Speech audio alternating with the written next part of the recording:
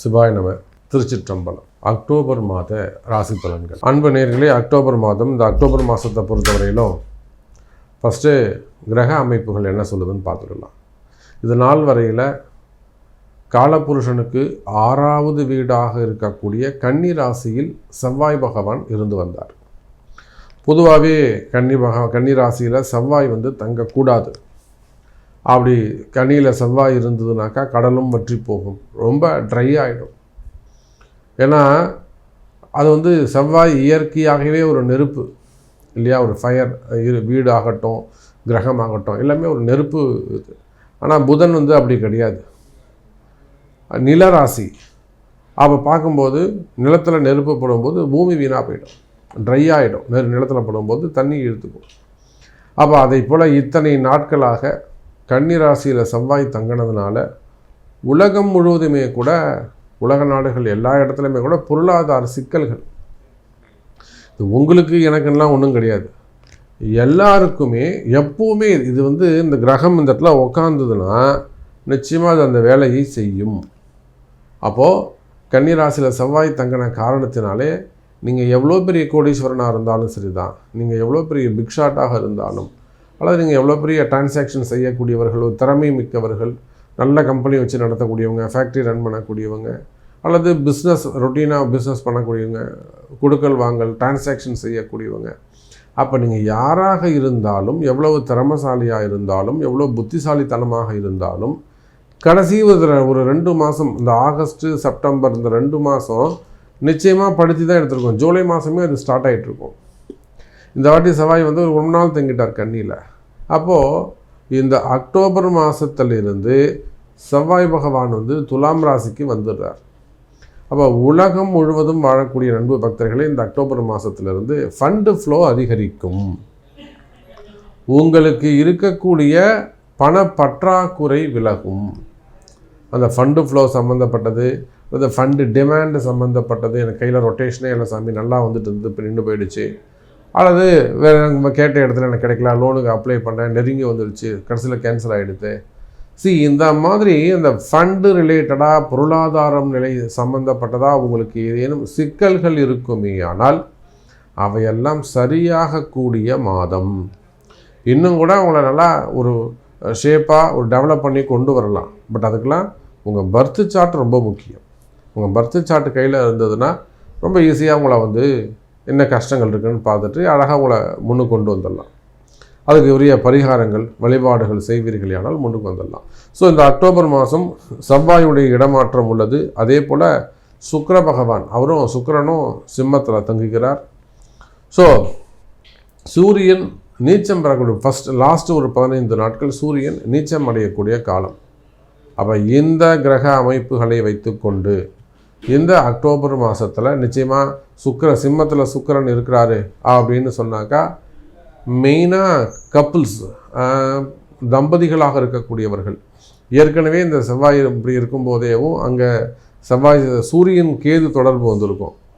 அப்போ நல்ல ஒரு கப்புள்ஸாக இருந்தாலுமே கூட, பெட்டர் கப்புளாக இருந்தாலுமே கூட, அவங்களுக்குள்ள கூட சின்ன சின்ன மனக்கசப்புகள், திடீர்னு தான் ஒரு மனக்கசப்பெல்லாம் ஏற்பட்டிருக்கும். வேணான்றது, நீங்கள் டிவோர்ஸ் கொடுத்துரு அப்படிங்கிறது, நான் விலகி போயிடுறேன் அப்படிங்கிறது, இல்லைனா ஆணோ பெண்ணோ வேறு தொடர்புகளை மறைமுகமாக ஏற்படுத்தி கொள்கிறது, இல்லைனா ஒரு சந்தேகப்படுறது, புரியுதுங்களா, டவுட் பண்ணுறது, இதெல்லாம் அந்த மன வாழ்க்கையே கொலாப்ஸ் ஆகிடும், குடும்பத்தையே அது தொலைச்சிரும். அப்போ இந்த மாதிரியாக வரக்கூடிய அந்த குடும்ப சிக்கல்கள் இருக்குமே ஆனால் அவையெல்லாம் கூட இந்த மாதம் சரியாக போகுது. ஸோ வாருங்கள் அன்பர்களே, நாம் இந்த அக்டோபர் மாதம் உங்கள் ராசிக்கு எப்படி இருக்குன்னு பார்த்துடலாம். அன்பார்ந்த மிதுன ராசி அன்பர்களே, அக்டோபர் மாத ராசி பலன்கள். நமச்சிவாயம். மிதுன ராசி அன்பர்களே, வாராகியின் ஆசீர்வாதத்தினாலே இந்த அக்டோபர் மாதம் அம்பாளுடைய அனுகிரகம் பரிபூர்ணமாக நம்ம மிதுன ராசிக்கு உண்டு. பரிபூர்ணமாக நம்ம மிதுன ராசிக்கு அம்பாளுடைய ஆசீர்வாதம், வாராகியுடைய ஆசீர்வாதம் நல்ல முறையில் இருக்குது. இன்னும் சொல்லப்போனால் மிதுன ராசி அன்பர்களே, இந்த மாதம் அக்டோபர் மாதம் ஒரு அதிசயம் நடக்கப் போகுது. உங்கள் வாழ்க்கையில் ஒரு நல்ல முன்னேற்றம் ஏற்பட போகுது. எழுதி வைத்து கொள்ளுங்கள். மிதுன ராசி என்பர்களே, மாற்றங்கள் நிறைந்த மாதமாக இது இருக்கும். அப்போ இது நாள் வரையில் உங்கள் ராசிக்கு 4வது இடத்துல இருந்து வந்த செவ்வாய் பகவான் 5ஆம் இடத்துக்கு போயிட்டார். அதே போல் 5ஆம் அதிபதி சுக்கிரன் எங்கே போய் உட்காந்துரு? கேதுவிட்ட போய் உட்காந்துரு. கேதுவை கட்டுப்படுத்துவார். இப்போ மிதுன ராசிக்கு என்ன தடை சொல்லுங்கள் பார்க்கலாம். நான் இப்போ யூடியூப்பை திறந்துட்டோம்னா மிதுன ராசிக்கு எல்லாரும் பலன் சொல்கிறாங்க.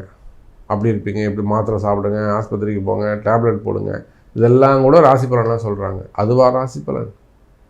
சார் மிதுன ராசிக்கு என்ன சார் பிரச்சனை இப்போ சொல்லவா?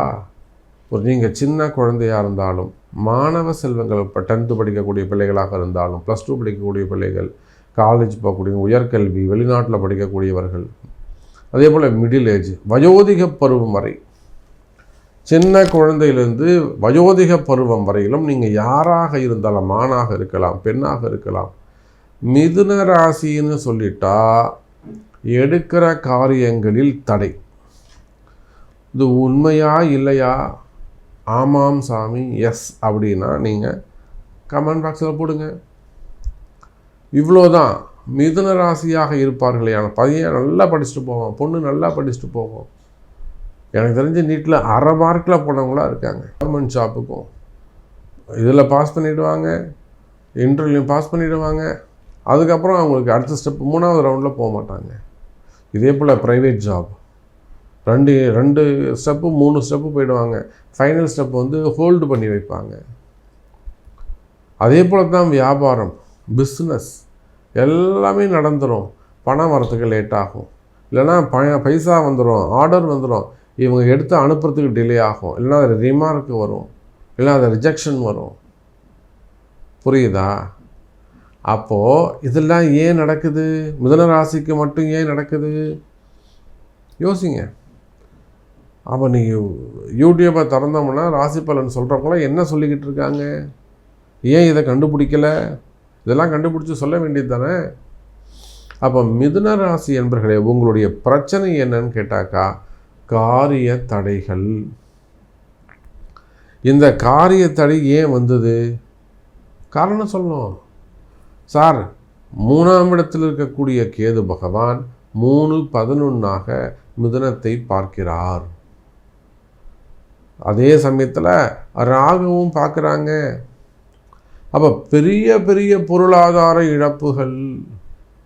ஒன்று லாபம் வந்தால் திடீர்னு ஒரு 2 மாதம் 3 மாதம் சூப்பராக இருக்கும், பிரம்மாண்டமாக இருக்கும், மனசுக்கு சந்தோஷமாக இருக்கும், பெரிய வெற்றிகளாக இருக்கும். அது ஜாபாக இருந்தாலும், குடும்ப பெண்களாக இருந்தாலும், வியாபாரம் பண்ணக்கூடியவங்களாக இருந்தாலும், சின்ன சின்ன வியாபாரம் பணம் செய்யக்கூடியவங்களாக இருந்தாலும், சிறுகடைகள் வச்சுருக்க நடத்தக்கூடியவங்களாக இருந்தாலும், பெரிய ஃபேக்ட்ரியாக இருந்தாலும், ஒரு 2-3 மாதம் சிறப்பாக இருந்தது சாமி, இப்போ 3 மாதம் ரொம்ப மோசமாக இருக்குது சொல்கிறீங்கல்ல. அதுதான் சார், இதெல்லாம் கண்டுபிடிச்சாதான் சார் அவர் ஜோதிடர். இதெல்லாம் கண்டுபிடிச்சி சொல்லணும். அதுதானே ஜாதகம் இருக்குது. அப்போது உங்கள் வியாபாரத்தில், உங்களுடைய வருமானத்தில், உங்களுடைய வேலையில், உங்கள் குடும்பத்தில் சின்ன சின்ன எதை எடுத்தாலும் காரிய தடைகளாக இருக்கிறதா? இருக்கும். ஏன்னா நீங்கள் மிதுன ராசி, அந்த ரகசியம் அறிந்தவன் நான். அப்போ பார்க்கும்போது மிதுன ராசி என்பர்கள் இந்த அக்டோபர் மாதத்திலிருந்து படிப்படியாக அந்த காரிய தடைகள் விலகும். செய்ய முடியும் சார். அப்போ உங்களுக்கு சாமி எனக்கு இந்த மாதிரி பிரச்சனை இருக்குது, நான் கம்பெனி வச்சுருக்கிறேன், எல்லாம் ஃபேமிலியாக இருக்குது, எதை எடுத்தாலும் ஒரு தடையாக இருக்குது. திருமணமாக இருக்கட்டும், குழந்தை பாக்கியமாக இருக்கட்டும், திருமணத்தில் தடையாக வருது. முதல் திருமணம், 2வது திருமணம், 3வது திருமணம், தடைப்பட்ட திருமணம், தள்ளிப்போன திருமணம், டிவோர்ஸ் கேஸு, அல்லது சொத்து பிரச்சனைகள், வம்பு வழக்குகள், கோர்ட்டு கேஸு, ஜெயில் தண்டனைகள், சிறை தண்டனைகள், அதில் ஜாமீன் எடுக்கிறதுல நிறைய ட்ரபுள்ஸ் வருவது நாம் தான் பார்க்குறோமே. சிறை தண்டனைகள், அரசியல் வாழ்க்கையில் வரக்கூடிய பிரச்சனைகள், அரசியல் வரக்கூடிய எதிரிகள், அரசியல் பழி வாங்குதல், அரசியல் சூழ்ச்சிகள், சினிமா துறையில் வராத பிரச்சனையா? அதில் வெளியிலே சொல்ல முடியாது, வெளியில் கண்டுபிடிக்கவே முடியாது. சினிமா துறையில் எவ்வளோ பிரச்சனை நடக்குது, சினிமா துறையில் எவ்வளோ ஏமாற்றங்கள் இருக்குது, அது வெளியிலே தெரியாது. அதெல்லாம் அது ஒரு பெரிய உலகம் சினிமா துறை. அப்போ நீங்கள் சினிமா துறையை சார்ந்தவர்களாக இருக்கலாம், அரசியலை சார்ந்த குடும்பங்களாக இருக்கலாம், சினிமா துறையை சார்ந்த குடும்பங்களாக இருக்கலாம், கலைத்துறையை சார்ந்தவர்களாக இருக்கலாம், தொழில்துறையை சார்ந்த குடும்பங்களாக பிஸ்னஸ் ஃபேமிலியாக இருக்கலாம், அல்லது பேங்க் செக்டரில் ஒர்க் பண்ணக்கூடியவர்களாக இருக்கலாம். இன்சூரன்ஸு, பேங்க் செக்டர்ஸ், ப்ரைவேட்டோ கவர்மெண்ட்டோ பேங்க் செக்டர்ஸாக இருக்கலாம். நீங்கள் ஷேர் மார்க்கெட்டு, ஸ்டாக் மார்க்கெட்டு, மடாதிபதிகள், ஆன்மீகத்தில் ஈடுபட்டிருக்கக்கூடியவர்கள். அப்போ நீங்கள் யாராக இருந்தாலும் மிதுன ராசி அன்பர்களே, அந்த காரிய தடைகள் விலகும். நீண்ட நாட்களாக எதெல்லாம் நடக்கணும்னு எதிர்பார்த்து காத்திருக்கிறீர்களோ அந்த நடக்காத விஷயங்கள் நடப்பதற்கான ஆரம்ப காலமாக இந்த அக்டோபர் அமையப் போகுது. ஒரு ஸ்டார்டிங் பாயிண்ட்டாக, ஒரு ஸ்டார்டிங் பீரியடாக இந்த அக்டோபர் மாதம் உங்களுக்கு அமையப்போகுது எனதருமை மிதுன ராசி அன்பர்களே. அப்போ திருமண யோகங்கள் கைகூடும். மெயினாக குழந்தை பாக்கியம் நம்மிடத்திலே வாராகி இடத்திலே வந்து குழந்தை பாக்கியம் பெற்றவர்கள் அம்பாளுடைய அனுகிரகத்தால் வழிகாட்டுதல்னால எத்தனையோ அன்பர்கள் ட்ரீட்மெண்ட்டுக்கான நாள் குறித்து கொடுத்துருக்குறோம். எந்த மாதம் அவங்க ட்ரீட்மெண்ட் எடுத்துக்கலாம்.